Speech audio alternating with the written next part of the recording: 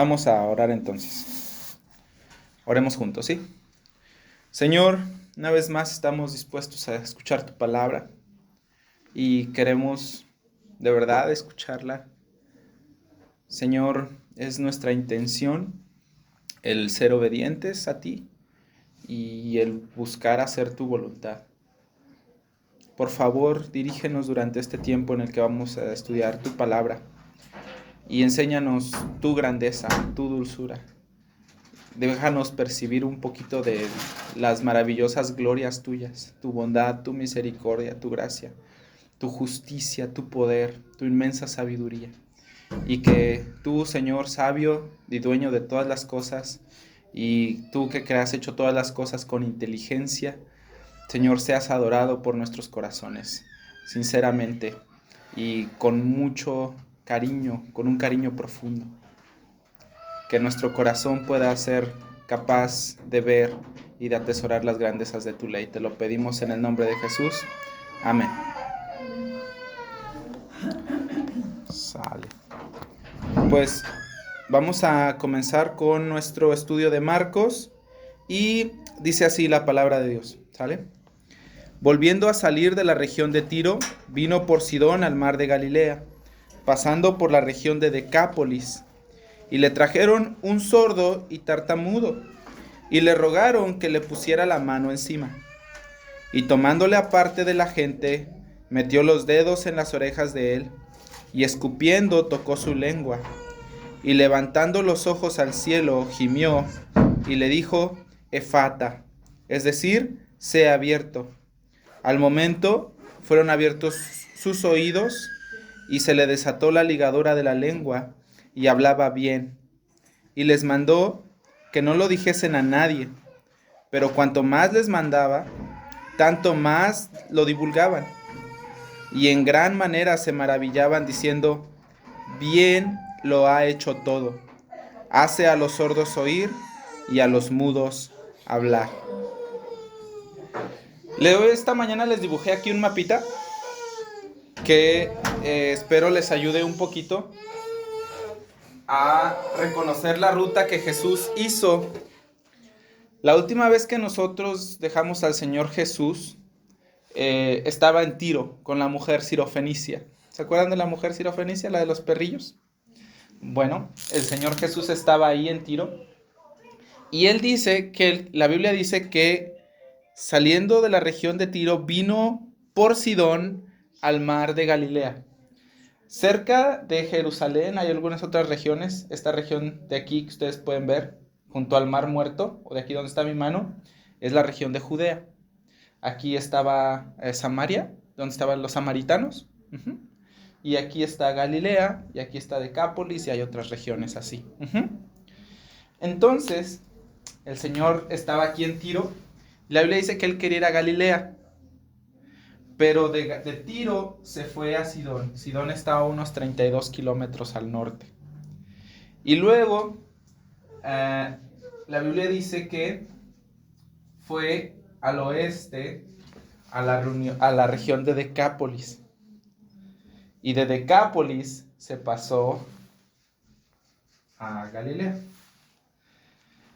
Si ustedes son viajeros o si a ustedes les gusta o tienen por necesidad manejar aquí en la ciudad, pues yo creo que sería muy loco si ustedes quieren ir al centro, chutarse todo el camino real y luego bajar por las torres y tomar no sé, y llegar al centro, ¿no? Yo creo que sería ir por las torres ahí hasta llegar a Sanders y luego ya de Sanders van al centro.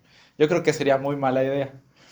Bueno, el Señor Jesús hizo este recorrido, les decía, de Tiro irse a Sidón y luego al oeste y luego a la región de Decápolis para por fin llegar a Galilea. Las personas se han peleado por muchos años y han dicho muchas cosas de por qué el Señor Jesús hizo este recorrido.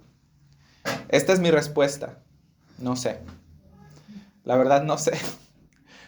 Pero la semana pasada nosotros hablamos de que el Señor Jesús fue con la señora Sirofenicia porque su plan siempre fue que los gentiles, no nada más los judíos, sino todo el mundo conociera del Evangelio.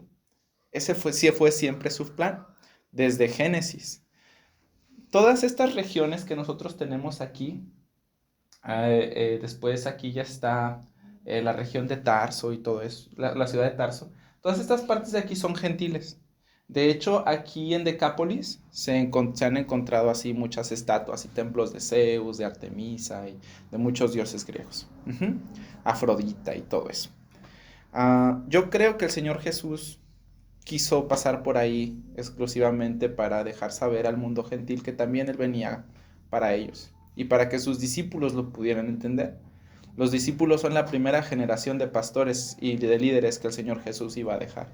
Y Él quería que ellos cumplieran su misión, que todo el mundo le conociera. Bueno, la Biblia dice que pasando por todas estas partes, Él vino a la región de Decápolis.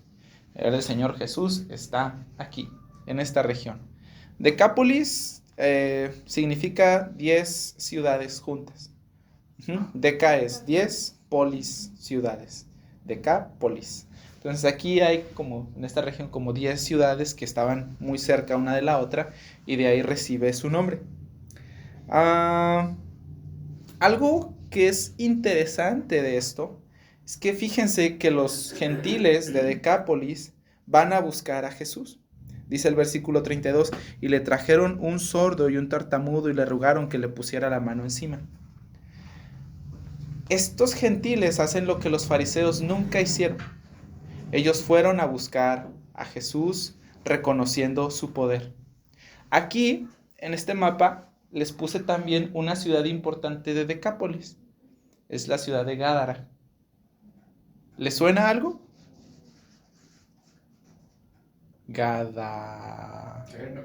Gadareno, exacto, muy bien. De aquí era el endemoniado Gadareno, el que tenía la legión de demonios adentro.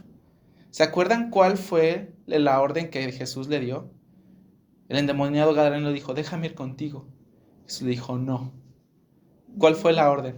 Que fuera a decirte Exacto, lo que había pasado. exacto. Ve y dile a tu gente lo que Dios ha hecho contigo y cómo ha tenido misericordia de ti. Bueno, al parecer estas personas de Decápolis habían escuchado que Jesús sanaba gente, porque la Biblia dice ahí, y le trajeron un sordo y tartamudo y le rogaron que le pusiera la mano encima. Esta petición es muy interesante. ¿Por qué ponerle la mano encima? Porque sabía que con eso lo iba a sanar. Exacto. Si ustedes recuerdan los relatos anteriores, por ejemplo, en el 1:31 de Marcos, cuando la suegra de Pedro está enferma, ¿qué hace Jesús? La toca. Y luego, en el 1:41, cuando está el leproso, que le dice, no le cuentes a nadie, que después ya Jesús ni siquiera podía entrar en la ciudad, ¿qué hizo con el leproso? Lo tocó. En el 5:24, donde estábamos hablando de la mujer con el flujo de sangre y de la hija de Jairo que estaban muertos, ¿qué hizo con las dos? Me tocó, ¿no? Y luego los enfermos en Nazaret, en el 6:5, la Biblia dice que él puso sus manos encima y los sanó. Las personas de Decápolis sabían que Jesús sanaba gente. Y una constante de Jesús que hemos hablado nosotros, no era que Jesús sanaba a la gente tocándola. Jesús sanaba a la gente por su poder, pero Él los tocaba en un acto de compasión. ¿Sí recuerdan eso? Bueno, ellos habían escuchado las historias y creído el testimonio de las personas que habían visto a Jesús sanar gente. Los fariseos nunca hicieron eso. Los fariseos habían visto a Jesús. Los fariseos así de primera mano lo habían visto sanar gente. Y ellos acusaron con odio a Jesús de estar sanando a las personas y liberar a los endemoniados por el poder de Satanás. ¿Recuerdan lo que hablamos acerca de la blasfemia del Espíritu Santo? Ni los fariseos, ni los escribas, ni los sacerdotes, ellos nunca reconocieron a Jesús. Los gentiles sí. Personas que no sabían nada de la Biblia, personas que eran idólatras, personas que tenían así su entendimiento bien entenebrecido. Ellos, al ver el poder de Jesús, ellos podían reconocer que Jesús era la persona más especial del mundo y que Jesús era poderoso y que Jesús era compasivo para poder salvar y curar a las personas. Entonces, la Biblia dice que le presentan estas personas a un sordomudo. Dice ahí la palabra de Dios en el versículo 32, y le trajeron un sordo y tartamudo. Ahora, yo no quiero que ustedes se saquen de onda, ni tampoco se vayan a confundir con lo que les voy a decir. Aquí nada más es un asunto de traducción. Yo no sé si en tu Biblia tiene así como subtítulos. ¿Tiene? ¿Cuál es el subtítulo de ese? Jesús sana a un sordomudo. Jesús sana a un sordomudo. Y luego dice aquí en el 33 que, perdón, en el 32 que era sordo y tartamudo. Es como que está medio extraño, ¿no crees? Porque dices, bueno, ¿era sordo y mudo o sordo y tartamudo? Porque los tartamudos pueden hablar. Los sordomudos simplemente hacen sonidos. ¿Sí? Si conoces a una persona sordomuda, ellos pues no pueden articular nada, ellos simplemente hacen sonidos. Bueno, la palabra de aquí que está en el griego es la palabra mogilalos. Mogilalos es una palabra griega, ¿ok? Y como ustedes saben, voy a tomar de ejemplo el inglés, pues del inglés al español no se puede traducir todo como exactamente. Igual, del griego al español, pues tampoco. ¿Cuál es la idea entonces de esta palabra que se traduce como tartamudo? Bueno, esta es una palabra que se aparece nada más 2 veces en la Biblia, ¿eh? Solo 2. Una en el libro de Isaías y esta aquí en Marcos. Se refiere a una dificultad severa para hablar claramente o de alguna manera en la que se pudieran comprender las palabras. Es una condición del lenguaje muy severa, muy grave. Intenta articular palabras la persona, me imagino, pero no puede. No puede hablar claramente, no se le entiende nada. Entonces, este es el tipo de enfermedad que ahora le presentan a Jesús. ¿Por qué el Señor estaba así? No lo sé. ¿Nació así? Tampoco lo sé. ¿Tuvo un accidente o no tengo idea? No sé si fue desde nacimiento, no sé si fue después. La verdad, no lo sé, pero yo creo que hay una cuestión más importante. Jesús sanaba a muchísima gente, ¿estás de acuerdo? Muchísima gente. Ha hecho cosas más, como que más, ¿cómo te diré? Como que más prominentes, ¿no? O sea, resucitó una niña, cosas así pesadas, ¿estás de acuerdo? ¿Por qué incluir la historia de este sordomudo? No sería tan complejo, ¿estamos de acuerdo? Si nosotros comparamos lo que ha hecho Jesús antes. Y es que una cosa también interesante de esta historia es que Marcos, y solamente Marcos, es el único que registra esta historia. Ni Mateo, ni Marcos, ni Lucas, solo Marcos. ¿Por qué? ¿Cuál es la intención de Marcos? Esa es lo que yo creo que es una pregunta mucho más relevante para nosotros que simplemente decir por qué estaba así, por qué estaba tartamudo. ¿Qué tiene este relato de especial? Bueno, como les decía, esta historia es muy especial y yo creo que es especial por lo que nos cuenta de que un sordomudo pudo hablar y hablar bien. Como les decía, la palabra mogilalos es una palabra griega que aparece 2 veces, únicamente 2 en la Biblia, aquí en Marcos y en el libro de Isaías. Yo creo que el libro de Isaías es una buena referencia para que nosotros podamos entender por qué Marcos escribe lo que escribe. Vamos a Isaías 35, ¿te parece? Acuérdate, si abres tu Biblia más o menos a la mitad, está Salmos, Proverbios, Eclesiastés, Cantares y luego Isaías. Isaías 35. Bueno, antes, déjenme explicarles un poquito de qué se trata el libro de Isaías. En el libro de Isaías, Dios habla con el profeta y le pide que hable a el reino de Israel y el reino de Judá. Van a decir, bueno, ¿por qué hay 2 reinos? Bueno, era uno solo. David tuvo un hijo que se llamó Salomón y él fue un rey muy próspero. que escribió Proverbios, Eclesiastés y Cantares. Y después Salomón tuvo un hijo que se llamó Roboam. Roboam empezó a hacer muchas locuras y muchas de las tribus de Israel dijeron, nosotros ya no queremos ser gobernados por Roboam, queremos ser gobernados por alguien más. Entonces había dos reinos, el reino del norte, que era el reino de Israel, y el reino del sur, que era el reino de Judá. Por eso en el libro de los reyes ustedes van a ver muchas veces tal rey, rey de Israel, tal rey, rey de Judá. Y lo que pasó es que después del reinado de Roboam, o durante el reinado de Roboam, hubo una división del reino. ¿Estamos bien? Bueno, Isaías es enviado a hablar a los reyes y decirles que Dios los va a juzgar. Dios los va a juzgar porque ellos han sido idólatras, ellos no han abandonado su pecado, ellos han violado el pacto que Dios les ha dado. Y si no se arrepienten, Dios va a enviar a dos naciones, a los asirios y a los babilonios, para que entonces ellos ejecuten el juicio de Dios sobre Israel, cautivándolos. Para darte una idea de este juicio, vamos un poquito antes al capítulo 34, porque yo quiero que veas lo que Dios está pensando. Vamos a leer desde el versículo 8, Isaías 34, 8. Dice,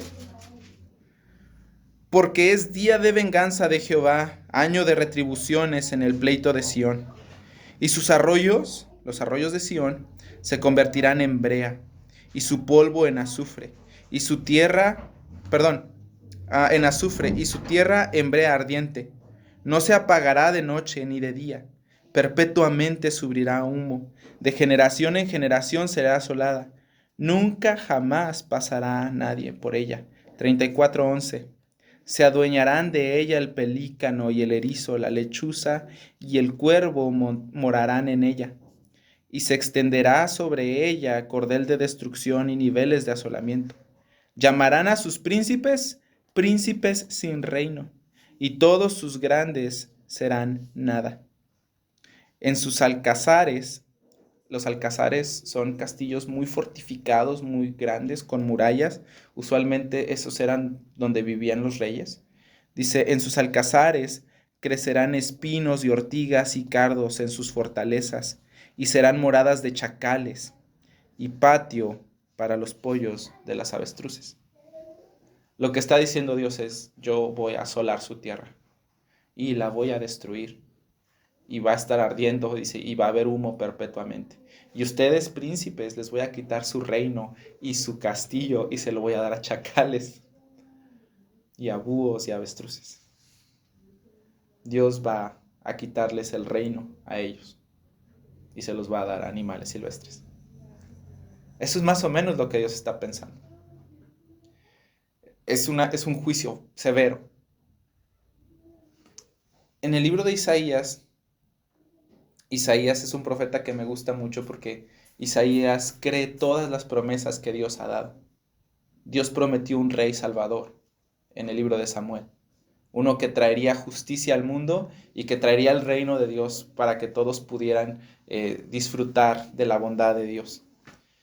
Isaías también creía en que Dios bendeciría a todas las naciones del mundo.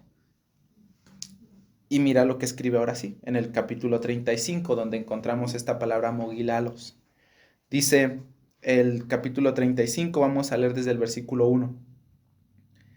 Junto con este juicio dice, se alegrará el desierto y la soledad. El yermo se gozará y florecerá como la rosa.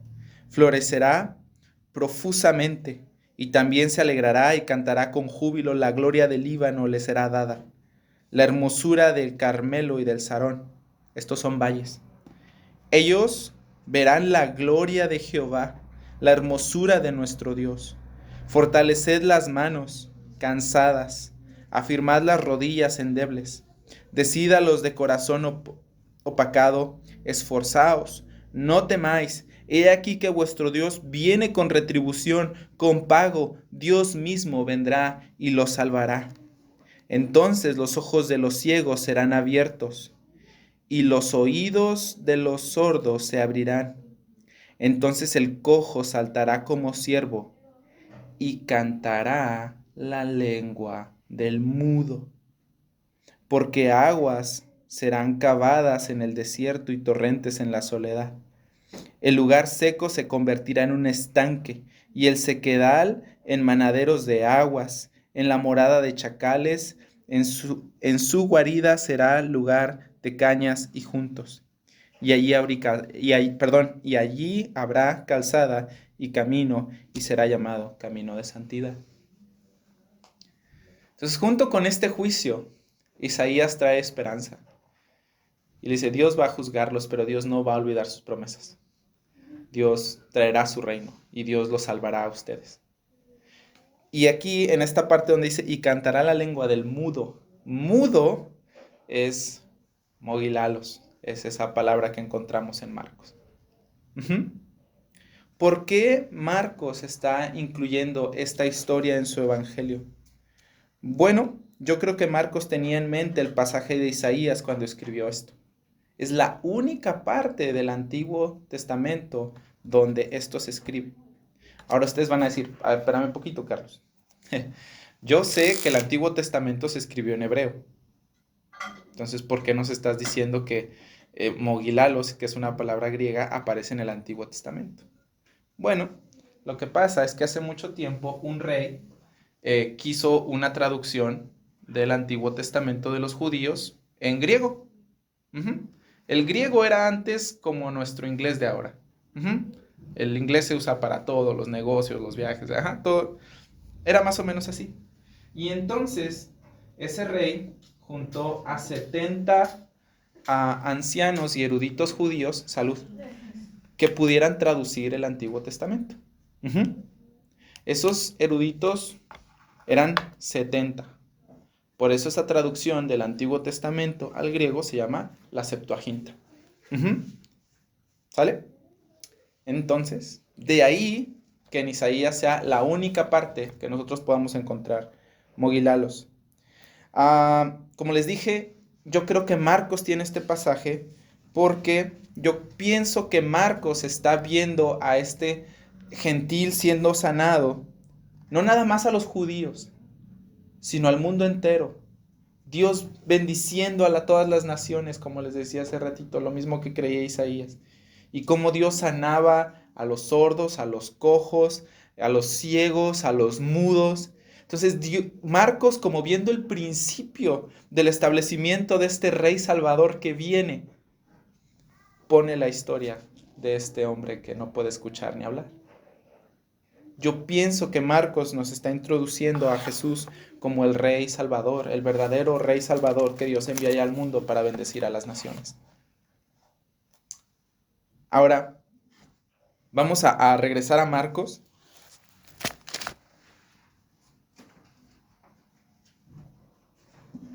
Estábamos en el versículo 32. Dice, y le trajeron un sordo y tartamudo y le rogaron que le pusiera la mano encima. Y tomándole aparte de la gente, metió los dedos en las orejas de él, y escupiendo tocó su lengua, y levantando los ojos al cielo gimió, y le dijo, Efata, es decir, sé abierto.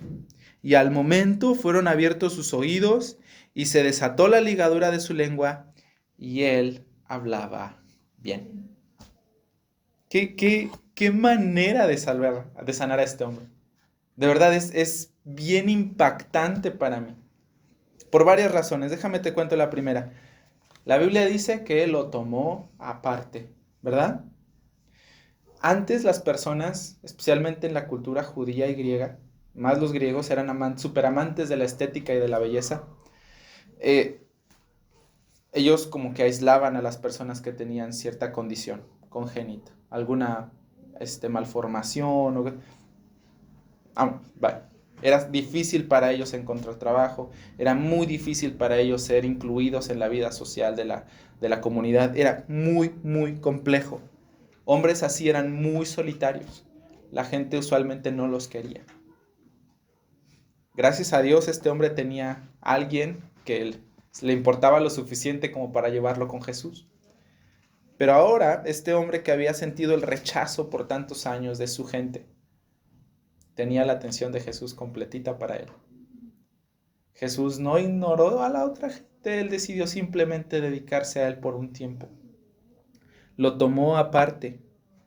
Ahora toda la atención de Jesús era suya. Él tenía la atención del rey solo para él, solo para él.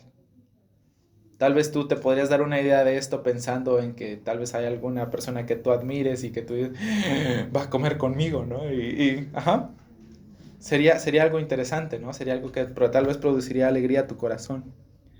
Y después dice la Biblia que Jesús metió los dedos en sus orejas. ¿Por qué lo hizo? Esta es mi respuesta. Tampoco lo sé.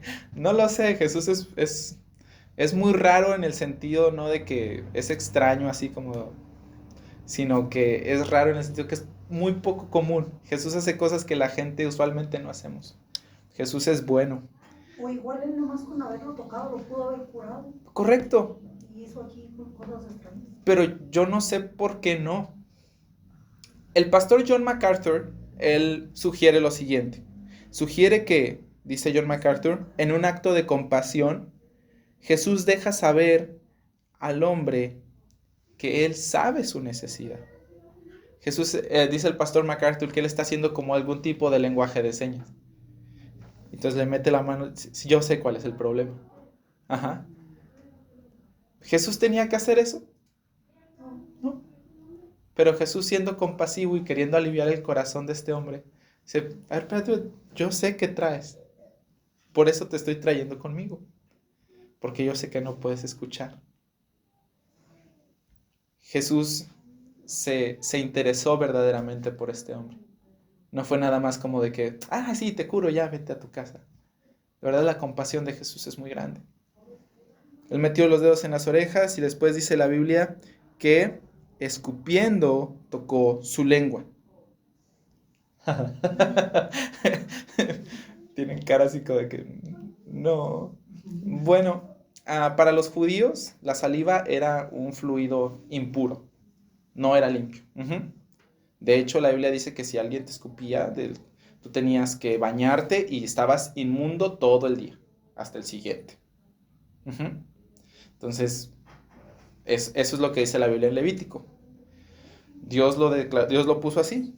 Pero interesantemente, Jesús escupe y lo toca. Entonces, ¿cuál es el punto de Jesús? Bueno, el punto de Jesús es que ese hombre de Decápolis no es judío.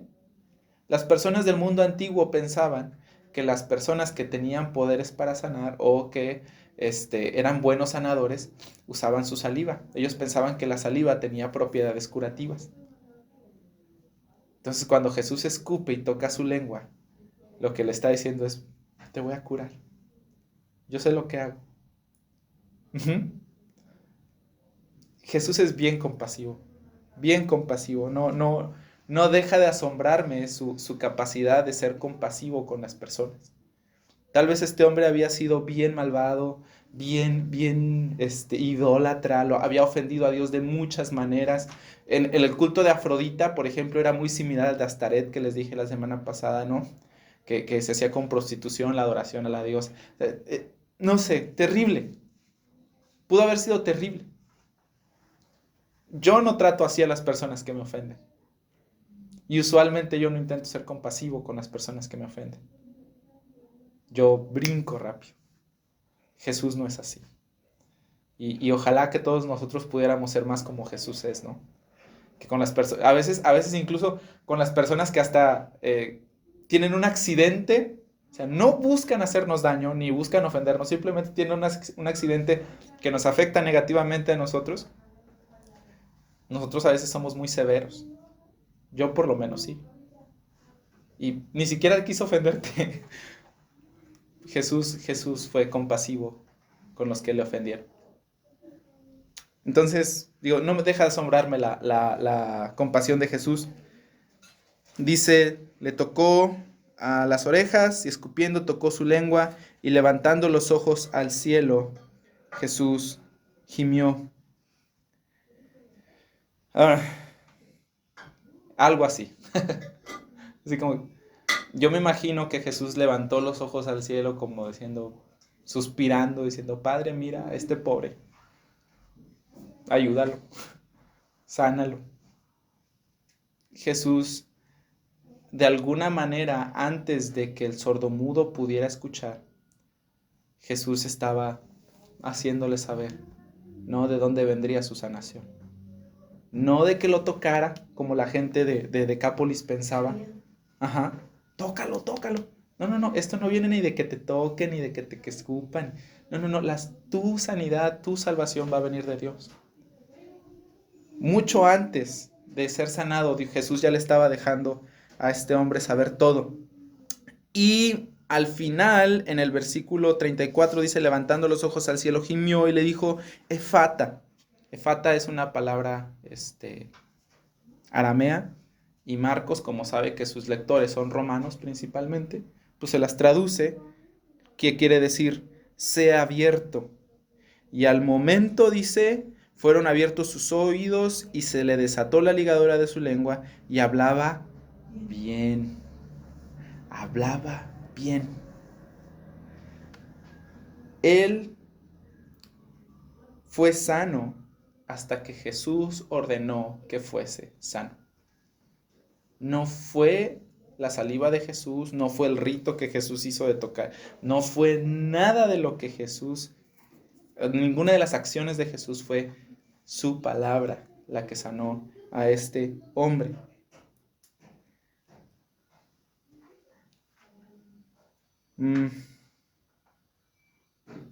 Él no podía hablar y luego dice la Biblia que hablaba bien. ¿Se acuerdan que les dije que era una dificultad severa para hablar? Él no tuvo terapia de lenguaje ni cosas de esas que nosotros sí tenemos ahorita. Él podía articular bien. Y me recuerda mucho a lo que leímos hace ratito en Isaías. Dice, los mudos cantarán. Los mudos cantarán. Y ellos verán tu grandeza y tu hermosura, dice Isaías. Yo creo que Jesús está haciendo esto. El milagro sobre este hombre ya hubiese sido bastante notable si Jesús simplemente le deja hablar. ¿Estás de acuerdo? Que empiece a articular, que empiece a... no puede decir nada y ya dice. Ya sería suficientemente bueno, ¿no? Pero él no simplemente habla. Él habla bien. Y aquí yo quiero animarte a pasar un poquito y pensar que esta es una ilustración muy interesante sobre ti y sobre mí. Es una ilustración de cómo Dios salva a la gente. Nosotros éramos muy similares a este Señor antes de conocer la palabra de Dios. Éramos bien sordos. Nos hablaban de Dios y decíamos, no. Nos enseñaban de la Biblia, no entendíamos nada. No le encontrábamos sabor ni sentido. La Biblia para nosotros era una cosa bien extraña. La Biblia para nosotros ni siquiera podíamos escucharla. No sé si a ustedes les pasaba, pero a mí sí. A veces estaba sentado aquí y de verdad estaba escuchando, pero al final no sabía nada de lo que habían dicho. Éramos sordos. No nos interesaba, ni queríamos oír. Aunque pudiéramos, ni siquiera queríamos. Y también como Él, nosotros éramos mudos. Nuestra boca nunca pudo hablar la gloria de Dios. Nunca, jamás. Nunca pudimos decir nada bueno de Dios hasta que Dios nos salvó. Nuestra boca no podía cantar su gloria hasta que el Espíritu Santo nos limpió y nos regeneró. ¿Se acuerdan lo que les he hablado del cambio de corazón? De piedra por carne. De un corazón que odia a Dios a un corazón que ama a Dios. Eso es la regeneración. Dios por su Espíritu nos limpia y nos regenera. Nosotros éramos así. Y Jesús con la misma compasión y con la misma ternura y con el mismo amor fue y nos cambió a nosotros. Eso debería de ser un aliciente grandísimo para que nosotros hiciéramos lo que dice Isaías, que cantemos su gloria, ¿no? Y con lo mismo que decía el Salmo 148 que leímos hace ratito, que nosotros demos loor al Señor para siempre. Vamos a terminar con esto. Ahora sí, ¿cómo termina la historia? Bueno, la historia termina del versículo 36 al versículo 37. La Biblia dice que él hablaba y hablaba bien, y Jesús les mandó que no lo dijeran a nadie. Pero como siempre pasa que Jesús le dice que no les digan a nadie, ellos lo dicen más y más. Dice, cuanto más les mandaba, ellos tanto más lo divulgaban. y en gran manera se maravillaban. Otra vez, súper diferente a lo de los fariseos. Para los fariseos y los sacerdotes y los escribas, Jesús era cuestión de enojo y de coraje y no sé, ellos lo odiaban. Pero ellos se maravillaban en gran manera, dice, en gran manera se maravillaban, diciendo, bien lo ha hecho todo. ¡Qué descripción de Jesús! Bien lo ha hecho todo. ¡Qué descripción! Yo no sé tú, yo casi siempre hago bien todo. Yo soy casi perfecto. No sé tú, pero dice aquí, todo lo ha hecho bien. Todo lo ha hecho bien. Sus obras nunca estaban torcidas. Piensa en esto un poquito, piensa en esta declaración tan magnífica de unas personas que no tenían nada que ver con Israel, ni con la palabra de Dios, ni con el pacto de Dios para el mundo. Ajá. Piensa en esto. Jesús nunca hizo nada torcido. Incluso él mismo dijo que su comida y su bebida era hacer la voluntad de su Padre. Él siempre fue íntegro en todo lo que hizo. Nunca hubo engaño en nada de lo que dijo. Nunca hubo ni siquiera una falla, ni siquiera alguna sombra de confusión de que Jesús dijera, uy, ¿cómo le hago? Nada, él había hecho todo bien. Nunca tuvo un desafío grande, jamás actuó descuidadamente, ni siquiera de manera inadecuada. En cada una de sus acciones, todo fue hecho con poder perfecto, con pureza, con amor, con habilidad. Sus designios profundísimos fueron diseñados con sabiduría que nunca se equivoca. Él ha hecho todo bien. Todo lo ha hecho bien. Y el mismo Dios que se nos revela aquí a nosotros, este Jesús maravilloso que hace todo bien, es el mismo Dios que creó el mundo. Y yo no sé si tú te acuerdas, pero terminó el primer día y Dios creó la luz y separó la luz y las tinieblas y dijo Dios que había hecho bien. Al final del sexto día, en Génesis 1:31, Dios contempla su creación y Él dice que fue todo bueno en gran manera. Este mismo Dios que vemos en Decápolis sanando a un pobre sordo mudo, es el mismo Dios que crea el universo y que hace todo bueno en gran manera. En tu redención, en tu perdón, en tu salvación, Él también ha hecho todo bien. Él te conoció y te escogió antes de la fundación del mundo. Fuimos conocidos, perdonados. Él pagó por cada uno de nuestros pecados, los pasados, los que vamos a cometer hoy y los que vamos a cometer mañana y hasta que muramos. Por todos nuestros pecados, hasta el más pequeño de ellos, Jesús los pagó. Él no dejó ningún cabo suelto. En tu salvación, Él ha hecho todo bien. Él ha escrito su ley en tu corazón aparte de eso. No nada más te perdonó y después dijo, a ver cómo le haces, Edith, porque yo ya te perdoné y ahora ya te toca a ti. No, la palabra de Dios dice que Él escribió, que Él grabó su ley en nuestros corazones y que también nos ha dado su espíritu para que nosotros podamos amarle y seguirle. La Biblia dice que su espíritu es la garantía de nuestra salvación y que Él hasta el final de los días nos ayudará a perseverar hasta el fin, para que podamos estar con Él para siempre y disfrutar de todas sus glorias para siempre. Aún después de la muerte, Él nos resucitará y nos glorificará y podremos disfrutar de su grandeza y de su presencia, donde hay plenitud de gozo y delicias sin fin para siempre. Él ha hecho todo bien. Jesús ha hecho todo bien. Por una razón. Porque Él es Dios mismo. Él es este Rey Salvador que vendría a traer el reino de Dios para siempre. en el que los cojos iban a brincar como ciervos, como venados, y en el que los ciegos iban a poder ver, y en el que los mudos iban a poder cantar su gloria. Estos hombres y mujeres de Decápolis pudieron ver lo que los religiosos más sabios de Israel nunca pudieron. Cuando estamos pasando por situaciones complejas y a veces decimos, ¿por qué me pasa esto? Como que a veces no sentimos que Dios hace todo bien. Es complejo para nosotros verlo. Pero lo que sentimos no determina lo que es verdadero.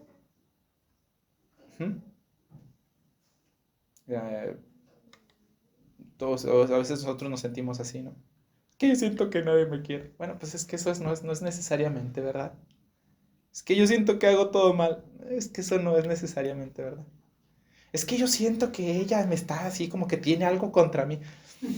Eso no es necesariamente verdad.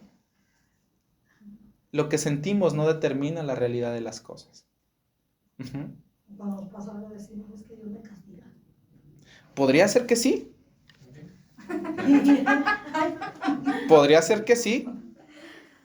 Pero a veces... Pero dicen que no lo veamos así.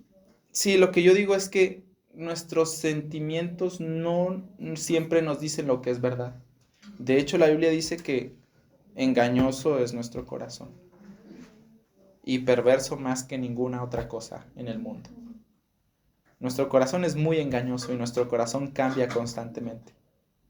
Lo que intento decirte es que cuando tú piensas y sientas que Dios no hace todo bien, informa a tu corazón con la verdad de la palabra de Dios. A ver, corazón, no, espérate. Él hace todo bien. Él es infinitamente sabio. Él nunca se equivoca. Él hace todo bien. Y nosotros debemos de no de intentar darle sentido a lo que nos pasa por lo que sentimos, sino más bien darle forma a lo que sentimos con lo que sí es verdadero. ¿Tiene sentido lo que les estoy diciendo? Porque Dios hace todo bien. Es que nosotros podemos tener paz y nosotros podemos alabar a Dios como decía el Salmo y como dice Isaías, que cantamos su gloria. Quiero leerte una canción que escribió un señor que se llama William Cooper. ¿Se acuerdan de nuestro himno que tenemos que se llama Hay un precioso manantial? William Cooper escribió esa canción.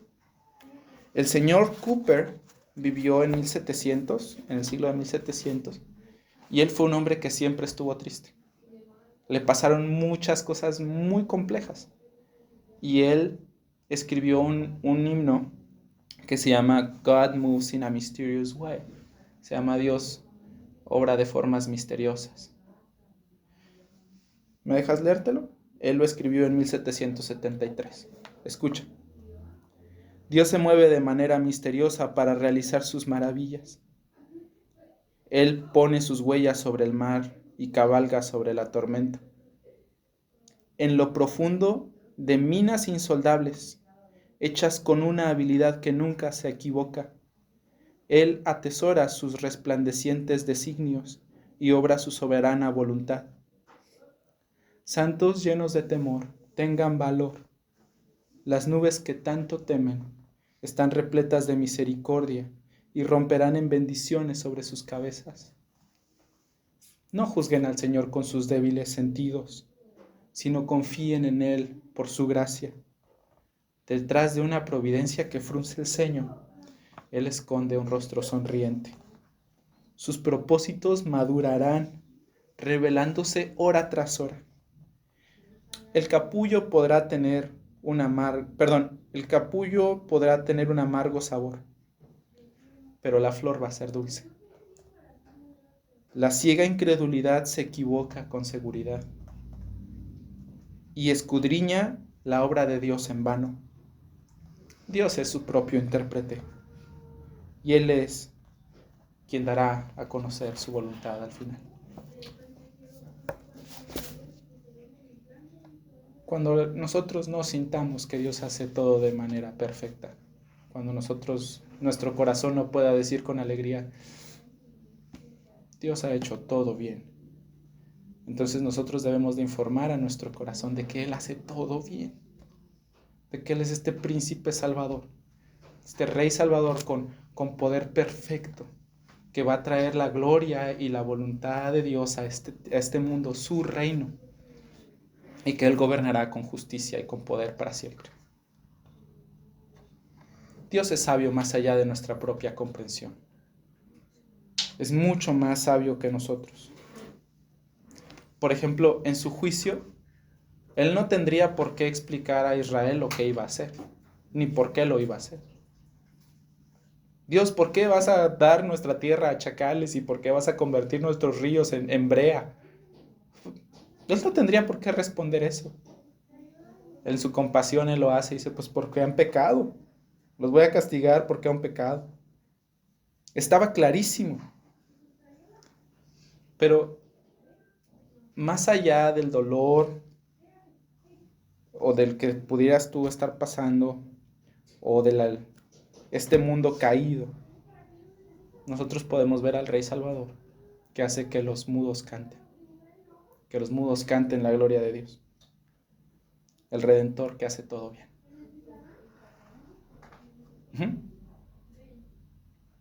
Oramos. Señor, qué maravillosa es tu gloria. Todas tus perfecciones, Señor, hacen que nuestro corazón brinque de alegría y Señor, quisiéramos cantarte, como dice el himno, aunque tuviéramos 1000 lenguas. Señor, ninguna sería suficiente para poder decir lo grandioso que eres. De verdad que no hay nadie como tú. De verdad que tú eres inigualable, tú eres insuperable, tú eres supremo en todo. Señor, quisiera que nuestros corazones siempre fueran cada vez más tuyos. Por favor, ayúdanos a que así sea. Limpia nuestros ojos y quita nuestra vista de las cosas de este mundo que no tienen ningún valor. Y permítenos verte. Abre nuestra boca para cantar tus glorias. Y Señor, que nuestros corazones puedan alabarte más, adorarte de verdad. Que ellos puedan reconocer tu inmenso valor. Y Señor, como constantemente oramos aquí, que tú seas nuestro tesoro más grande. Nuestro tesoro más grande.